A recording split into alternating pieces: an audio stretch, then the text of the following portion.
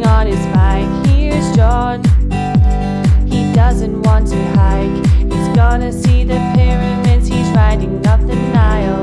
Destination Cape Town, over 5,000 miles. Here's John. Last week was hard because John wasn't well, but this week was possibly even harder.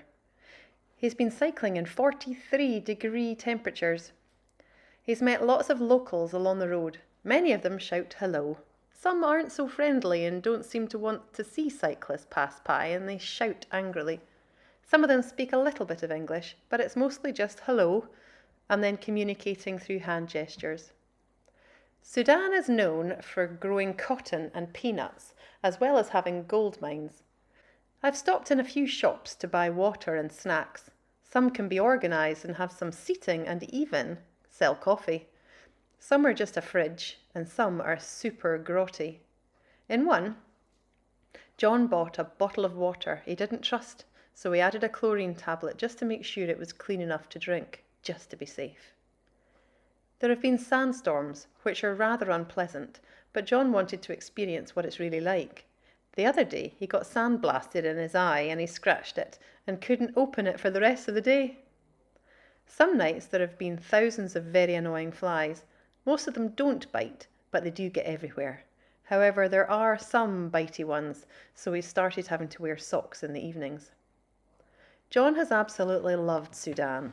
It has been hotter and windier and dustier than Egypt, and generally tougher than Egypt. One friend fell off his bike and broke his collarbone, so he had to fly home. The road surface has been worse and the traffic has been more dangerous, but he's found the miles much more rewarding. The landscape has changed from rocky in the north of Sudan to much more sandy than you would imagine. Just like in the Sahara. Then it started becoming more green and vegetative as he's getting closer to the savannah. He's really disappointed that he won't get to see the landscape change more because he's having to jump a little bit of the route. He always knew that this would be the case. I'll tell you why shortly. He's seen just how poor Sudan is and that it has no tourism, not something he's ever seen before. Unlike drivers we're used to seeing, there have been convoys of buses as well as huge lorries that have raced past John, so he's really had to take care of himself on the roads. Where are you now? Where are you now? This week, John has cycled over 900 kilometres. He left Wadi Halfa and is now in Khartoum. He has packed his bags ready for a flight on Monday of this week, which will take him over Ethiopia. Unfortunately, there's conflict there just now, so it wouldn't be safe for John to cycle through. He'll fly to Nairobi tomorrow. He always knew this would be the case, but is disappointed not to get to see the highlands of Ethiopia.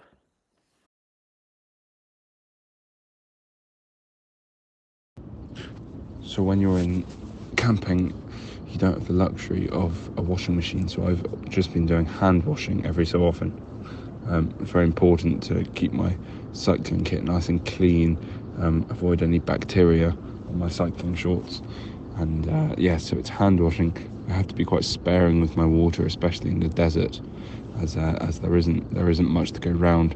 But yes, hand washing with antibacterial soap every few days to make sure that I'm keeping clean and I'm keeping hygienic. Otherwise I wouldn't have enough cycling shorts to get me all the way to Cape Town if I wasn't hand washing. I haven't been able to pack 68 pairs of cycling shorts. A really useful skill I learnt at school was tying knots, and that's proved really useful on this trip. When I do my hand washing, I then hang up my washing to dry in the hot Sudanese sun on a washing line that I put up, and I tie the washing line to whatever I can find, if it's a tree or a lamppost or whatever. And being able to tie knots is really, really valuable, and it's a skill I'm really pleased that I mastered when I was at school. So if you're in a knot tying class, make sure you pay attention, because you never know when that skill is going to come in handy. Junior Duke John.